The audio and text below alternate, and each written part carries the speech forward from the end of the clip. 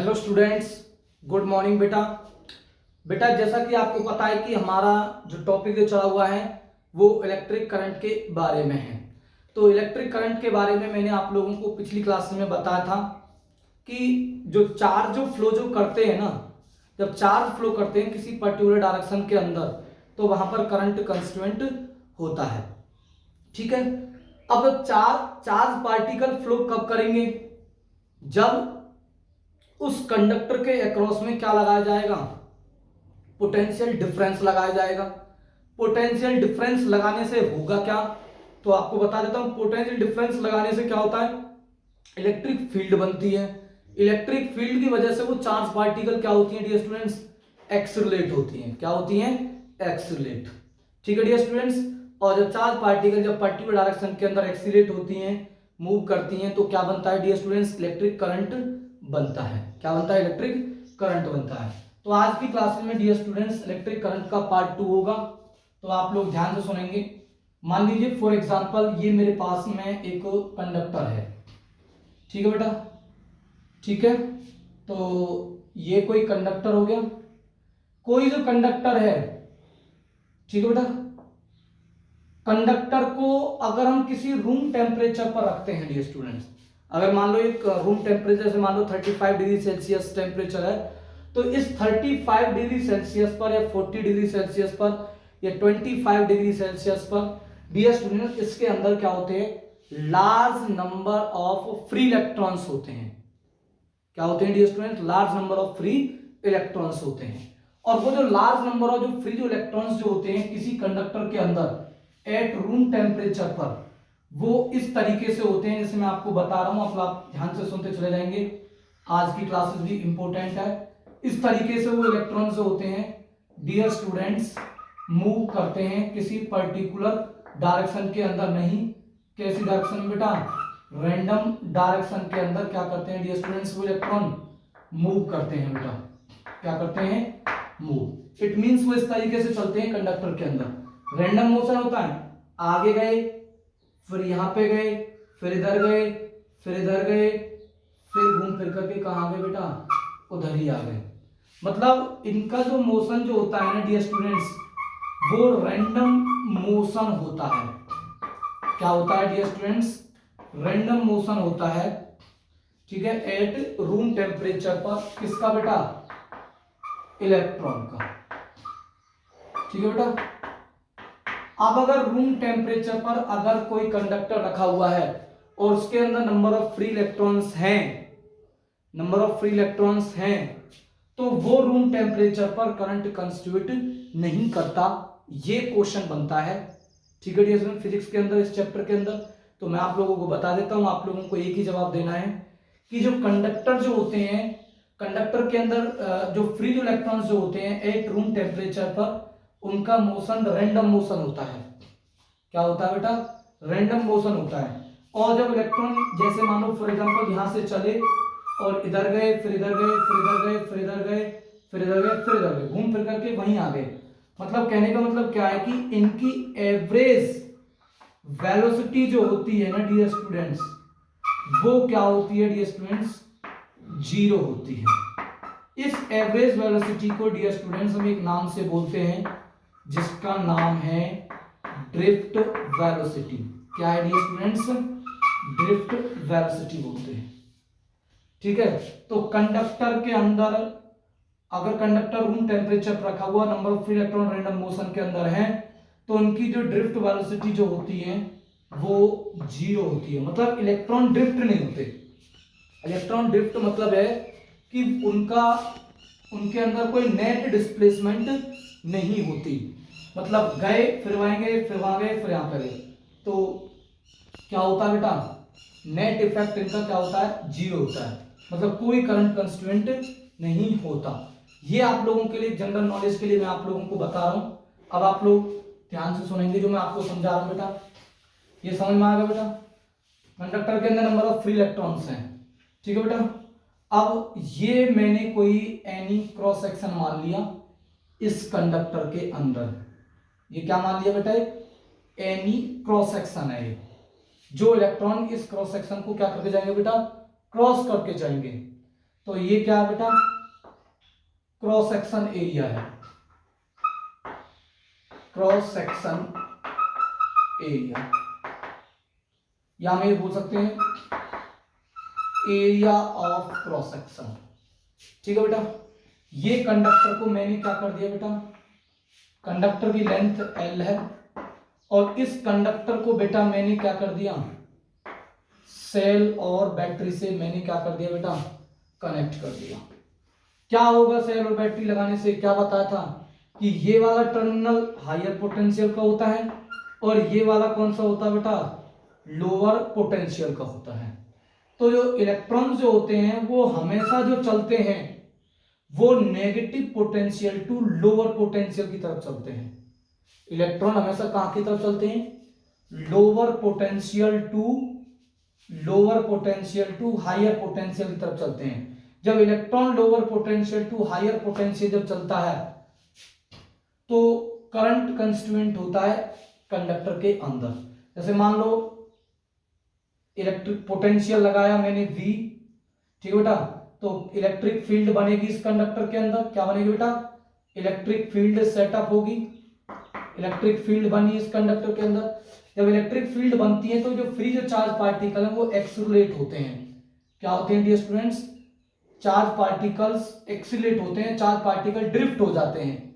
Motion फिर भी उनका रैंडम ही होता है, ठीक है डियर स्टूडेंट्स, बट वो उनके अंदर नेट डिस्प्लेसमेंट जीरो नहीं होती। नेट डिस्प्लेसमेंट क्या नहीं होती बेटा, जीरो नहीं होती। आप लोग ध्यान से देखो इस चीज को, इलेक्ट्रॉन एक्सीलेट होते हैं, ठीक है बेटा। अब इलेक्ट्रॉन एक्सीलेट हो गए इधर की तरफ। अब मान लेते हैं कि कितने इलेक्ट्रॉन्स इसमें से बेटा क्रॉस करके जा रहे हैं। हम मान लेते हैं कि यूनिट सेकंड के अंदर, 1 सेकंड के अंदर कितने इलेक्ट्रॉन्स इसमें से फ्लो करके जा रहे हैं डियर स्टूडेंट्स। ठीक है डियर स्टूडेंट्स, मान लो 1 सेकंड के अंदर इलेक्ट्रॉन जो एक्सीलेट होकर के जा रहे हैं, नंबर ऑफ इलेक्ट्रॉन एक्सीलेट होकर के जा रहे हैं कितने बेटा, 4 इलेक्ट्रॉन एक्सीलेट हो रहे हैं। इस एरिया क्रॉस सेक्शन को, ये जो एरिया है उस क्रॉस सेक्शन को 1 सेकंड में कितने इलेक्ट्रॉन क्रॉस करते हैं डियर स्टूडेंट्स, 4 का मतलब है कि 4 charge particle, electron charge particle होते हैं, 4 चार्ज पार्टिकल क्रॉस करती हैं एरिया को, मान लीजिए 1 सेकंड के अंदर।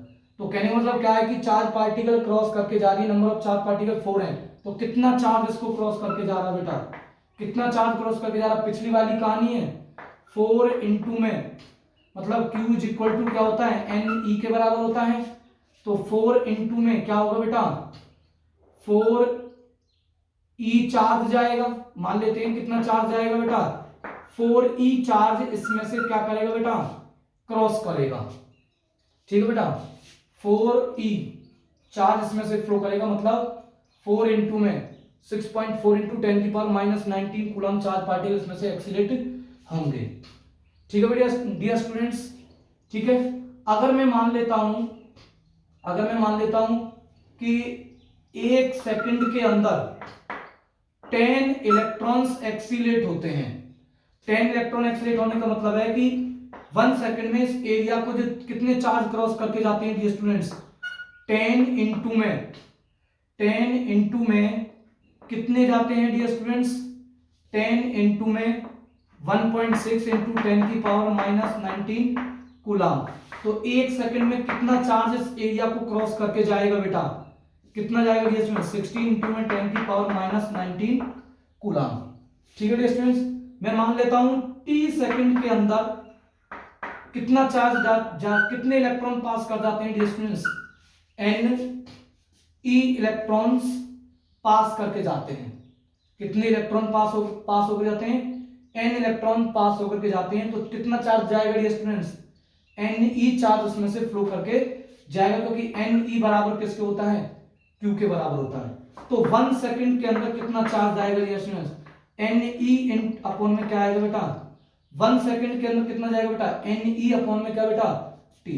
NE मतलब क्या है बेटा, NE का मतलब है Q अपॉन में T, मतलब इसका मतलब है Q अपॉन T का मतलब है the rate of rate of flow of charge, rate of flow of electric charge, rate of flow of electric charge in any cross section, in any cross section, in any area of cross section, in any area of cross section, in any area of cross section. इसी चीज को dear students हम बोलते हैं, इसी चीज को हम बोलते हैं डियर स्टूडेंट्स, इसी चीज को हम बोलते हैं बेटा इलेक्ट्रिक करंट बोलते हैं। क्या बोलते हैं? Electric current. समझ में आया? इलेक्ट्रिक करंट क्या है? Rate of flow of electric charge in any area of cross section, that is electric current, that is I, that is Q upon में क्या होता है बेटा? टी के बराबर होता है। ये समझ में आया या नहीं आया मुझे आप लोग कमेंट में जाकर के जरूर बताएंगे बेटा। ये बहुत इंपॉर्टेंट है, यहीं से ही कहानी शुरू होगी इस चैप्टर की, मोस्ट इंपॉर्टेंट है। दोबारा से देखो, मैंने एक कंडक्टर लिया जिसकी लेंथ एल है, मैंने एक पोटेंशियल डिफरेंस लगाया। क्या लगाया बेटा मैंने? वी पोटेंशियल डिफरेंस लगाया। तो वी पोटेंशियल डिफरेंस लगाने से क्या हुआ? इस कंडक्टर के अंदर इलेक्ट्रिक फील्ड बनी। इलेक्ट्रिक फील्ड बनने से क्या होता है कि जो नंबर ऑफ जो फ्री जो इलेक्ट्रॉन्स इस कंडक्टर के अंदर होते हैं उन पर इलेक्ट्रिक फील्ड के कारण उन चार्ज पार्टिकल पर फोर्स लगता है। जब फोर्स लगता है तो वो चार्ज पार्टिकल एक्सीलेट होते हैं बैटरी के कौन से टर्मिनल की तरफ बेटा? बैटरी के कौन से टर्मिनल की तरफ एक्सीलेट होते हैं बेटा? बैटरी के पॉजिटिव टर्मिनल की तरफ एक्सीलेट होते हैं। बैटरी के पॉजिटिव टर्मिनल की तरफ क्या होते हैं बेटा? एक्सीलेट होते हैं। जब वो बैटरी के पॉजिटिव टर्मिनल की तरफ एक्सीलेट होते हैं चार्ज पार्टिकल्स, तो वहां पर क्या होता है? इस कंडक्टर के अंदर क्या होता है बेटा? करंट कंस्ट्यूएंट हो जाता है। और कितना करंट कंस्ट्यूएंट होगा? मैग्नीट्यूड कितना होगा? हमने ये माना कि 1 सेकंड के अंदर कितने इलेक्ट्रॉन फ्लो करते हैं बेटा? 4 इस एरिया ऑफ क्रॉस सेक्शन में से। ठीक है, तो 1 सेकंड में 4 इलेक्ट्रॉन का मतलब है कितना चार्ज उसमें से फ्लो कर गया dear students? Q is equal to 4E charge उसमें से क्या कर गया? क्रॉस कर गया। फिर मैंने माना कि 1 सेकंड, अब फिर मैंने माना 1 सेकंड में कितने इलेक्ट्रॉन्स? 10 इलेक्ट्रॉन। तो 1 सेकंड में कितना चार्ज उसमें से फ्लो करके जा रहा है डियर स्टूडेंट्स? कितना चार्ज फ्लो करके जा रहा है? 16 इंटू में 10 की पावर -19 कूलम।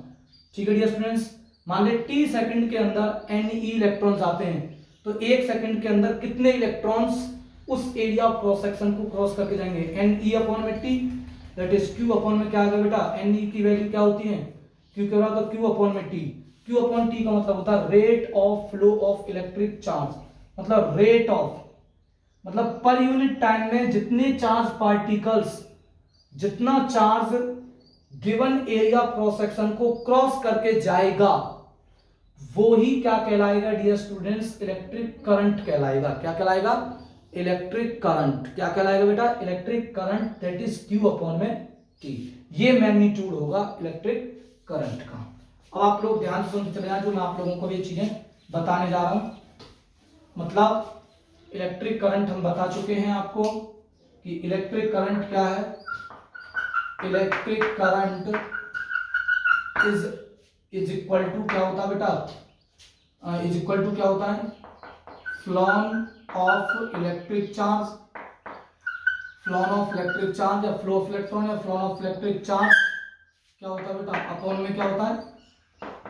टाइम टेकन है, और उसको हम बोलते हैं इलेक्ट्रिक करंट। इलेक्ट्रिक करंट को बेसिकली दिखाया जाएगा I से। किससे रिप्रेजेंट कराया बेटा?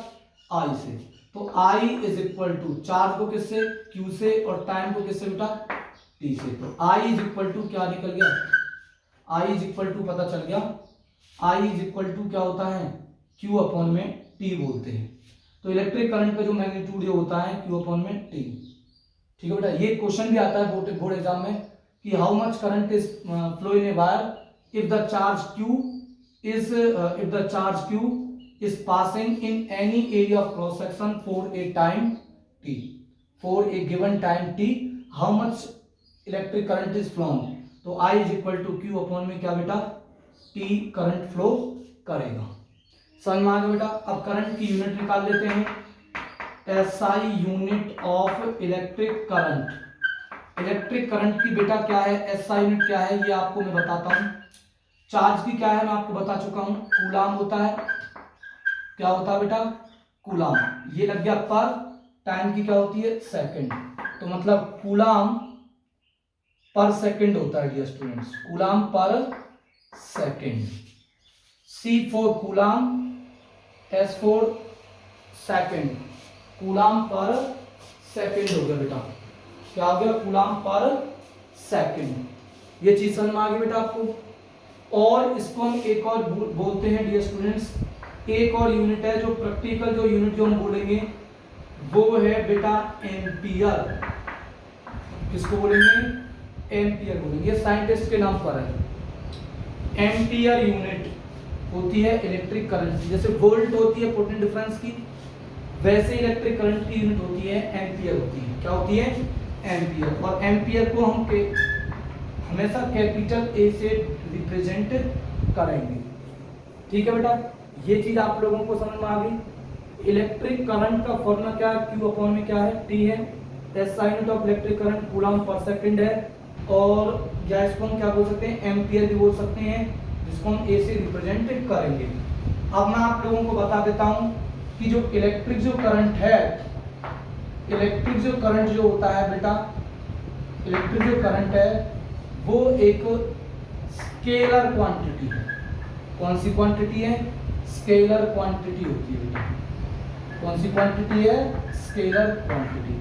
आप कह रहे हैं सर स्केलर क्वांटिटी क्यों है, क्योंकि जब करंट जब फ्लो करता है, जब करंट कंस्टिट्यूएंट होता है, जब करंट कंस्टिट्यूएंट होता है इन वायर के अंदर, तो करंट की तो डायरेक्शन होती है, क्या होती है बेटा करंट की डायरेक्शन, करंट तो एक पर्टिकुलर डायरेक्शन के अंदर फ्लो करेगा, और मैग्नीट्यूड भी है करंट का, तो ये तो वेक्टर क्वांटिटी होनी चाहिए। मैं आप लोगों को बता देता हूँ, आप लोग इस चीज को ध्यान सुनना, ये आप लोगों को प्लस 11th में जाके पता चलेगा। एक होता है वेक्टर एडिशन और एक होता है स्केलर एडिशन। स्केलर एडिशन और कौन सा होता है वेक्टर एडिशन। ठीक है बेटा, यहाँ देखो जैसे मान लो फॉर एग्जांपल ये एक करंट है 3 एम्पियर फ्लो कर रहा है, और एक करंट यहाँ से कितना कितना फ्लो कर रहा है बेटा 2 एम्पियर फ्लो कर रहा है, और इनके बीच में एंगल कितना बेटा 90 डिग्री। तो यहाँ से जो करंट जो फ्लो जो करेगा ना डियर स्टूडेंट्स 3 एम्पियर, और यहाँ से कितना आ रहा है 2 एम्पियर, तो यहाँ से कितना करंट जाएगा बेटा 5 एम्पियर करंट जाएगा। मतलब करंट को जब हम ऐड करते हैं तो स्केलर की फॉर्म में ऐड करते हैं, वेक्टर की वेक्टर एडिशन हम नहीं कर सकते करंट का, भले ही इसके अंदर डायरेक्शन मैटर है, बट ये वेक्टर के लॉ को, जो हमारा वेक्टर का लॉ है जो 11th क्लास में, उसको ये ओबे नहीं करता इलेक्ट्रिक करंट। जब इनका हम जैसे मान लो 3 एम्पियर या 2 एम्पियर करंट यहाँ से कितना निकलेगा 5 एम्पियर चलेगा, अगर ये वेक्टर क्वांटिटी होती तो ये आंसर क्या होता इसका गलत होता। ठीक है, समझ में आ गया। एक्चुअली में इलेक्ट्रिक करंट को हम स्केलर भी ना बोल करके इसको हम बोलते हैं बेटा टेंसर क्वांटिटी। कौन सी क्वांटिटी, टेंसर क्वांटिटी। एक ऐसी क्वांटिटी जो ना पूरी तरीके से स्केलर कह सकते और ना ही पूरी तरीके से उसको वेक्टर कह सकते, तो ऐसी क्वांटिटी को हम बोलते हैं टेंसर क्वांटिटी। कौन सी क्वांटिटी, टेंसर क्वांटिटी। ये समझ में आ गया आप लोगों को, मतलब सिंपली इनको स्केलर फॉर्म में ऐड कर देते हैं, स्केलरली इनका सम हो जाता है। ठीक है डियर स्टूडेंट्स, ये चीज समझ में आ गया आप लोगों को। अगर मान लेता हूं कि बेटा, अगर मान लो फॉर एग्जांपल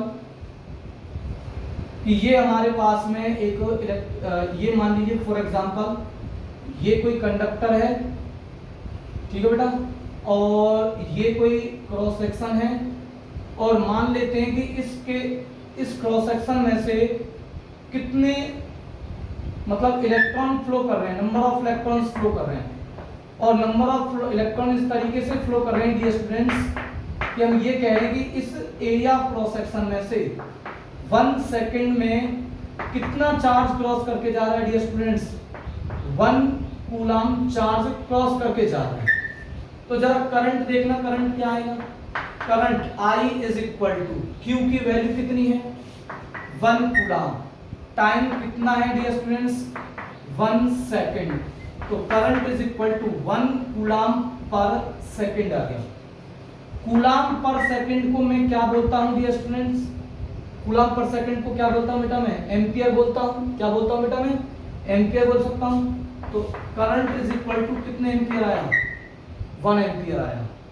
ठीक है, क्योंकि कूलम पर सेकंड एम्पियर के बराबर होता है। एम्पियर किसकी यूनिट है? This is the unit of current, this is the unit of current. तो सर आपने तो ये यूनिट ऑफ करंट को डिफाइन कर दिया, क्योंकि ये हमारा करंट कितना आ गया 1 एम्पियर। करंट अगर 1 एम्पियर आएगा, आपको पता है कि ये तो यूनिट ऑफ करंट है सर। तो यूनिट ऑफ करंट क्या होता है?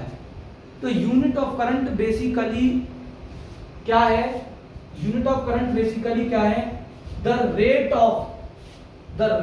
Of flow of electric charge, the rate of flow of 1 coulomb electric charge per unit time, that current is known as 1 ampere, या you can say that this is the definition of unit of current। तो ये एक आप लोगों का एक question है NCERT का, यूनिट ऑफ करंट क्या है? यूनिट ऑफ करंट को डिफाइन करिए। तो आप लोग बता दोगे कि it is the current is said to be 1 ampere, the current is said to be 1 ampere when 1 coulomb of charge is flown in any cross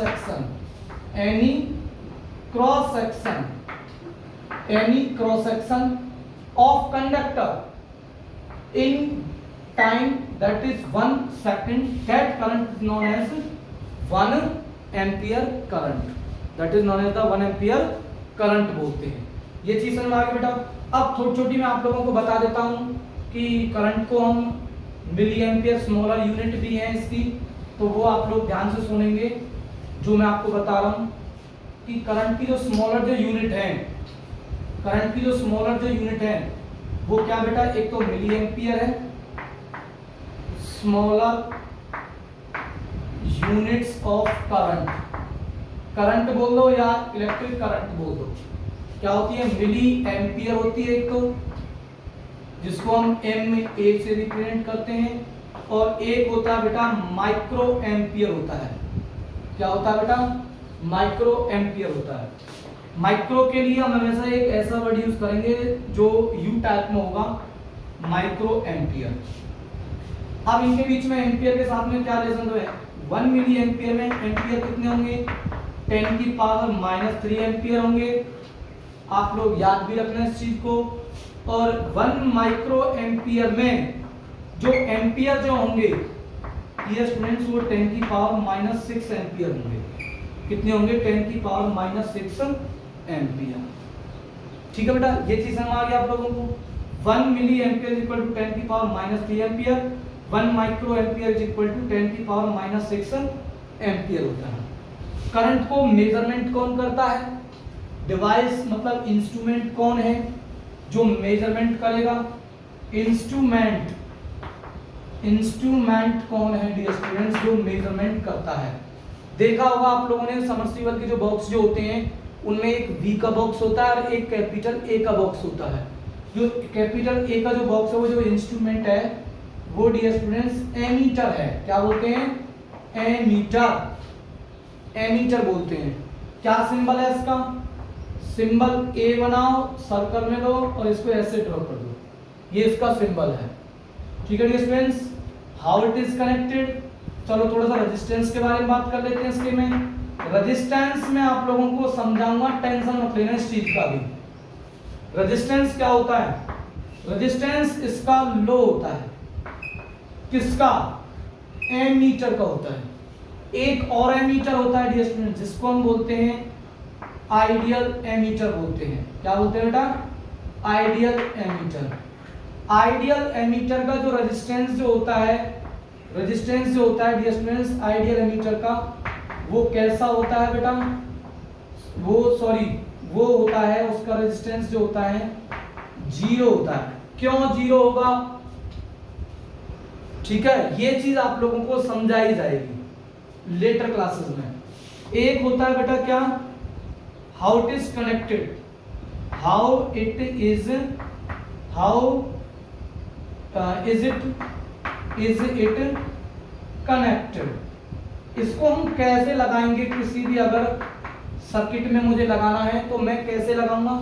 ध्यान रखना है, इसको हमेशा लगाया जाएगा सीरीज के अंदर, वोल्टमीटर किस में, पैरेलल में, वोल्टमीटर किस में, पैरेलल में, एमीटर को किस में, सीरीज में, voltmeter resistance high, ammeter resistance low, ideal voltmeter resistance infinite, ideal ammeter resistance 0। 1 marks के क्वेश्चन आएंगे बोर्ड एग्जाम में 100%। How it is connected in series, और कैसे लगाएंगे, कैसे दिखेगा सर्किट में। जैसे मान लो मेरे पास में ये कोई ये मैंने एमीटर लगा दिया इस तरीके से, ठीक है बेटा, और ये मेरे पास में एक कंडक्टर है, ठीक है बेटा। तो ये इस तरीके से किसी सर्किट के अंदर लगा होगा, ये पॉजिटिव और ये क्या बेटा, नेगेटिव। और जो करंट जो फ्लो जो कर रहा है ना इस कंडक्टर में से, उस कंडक्टर में से जो करंट जो फ्लो जो कर रहा है उसकी ये क्या करेगा बेटा, मेजरमेंट करेगा। क्या करेगा बेटा, मेजरमेंट करेगा। ठीक है, ये चीज आप लोगों को क्लियर समझ में आ गई होंगी। The rate of flow of electric charge is known as the electric current. SI unit of electric current is coulomb per second, या इसको हम क्या बोल सकते हैं, एम्पियर भी बोल सकते हैं। तीसरा, इंस्ट्रूमेंट एमीटर है, उसका रेजिस्टेंस लो होता है, और आइडियल एमीटर का रेजिस्टेंस जो है वो कैसा है बेटा, आज 0 है। कैसे कनेक्टेड होगा, इन सीरीज के अंदर इसको कनेक्टेड होगा, इस तरीके से इसको सर्किट में लगाया जाएगा। आगे चल के ये सारी चीजें आप लोगों को समझ में आने लगेंगी। अभी आप लोगों का चैप्टर ओपन नहीं हुआ, अभी थोड़ा सा बेसिक ही आपका चला हुआ है। इसमें अगर किसी को कोई दिक्कत आती है इलेक्ट्रिक करंट में, तो बेटा बेसिकली आप लोग मेरे से वॉइस मैसेज डाल करके, कमेंट डाल करके, मैं आप लोगों सभी के कमेंट जरूर पढ़ता हूँ, ठीक है बेटा। तो आप लोग कमेंट कर दें, और आप लोग मुझे वॉइस मैसेज भी डाल करके पूछ सकते हैं। तो आज की क्लासेस हम यहीं पे ख़त्म करते हैं इसकी।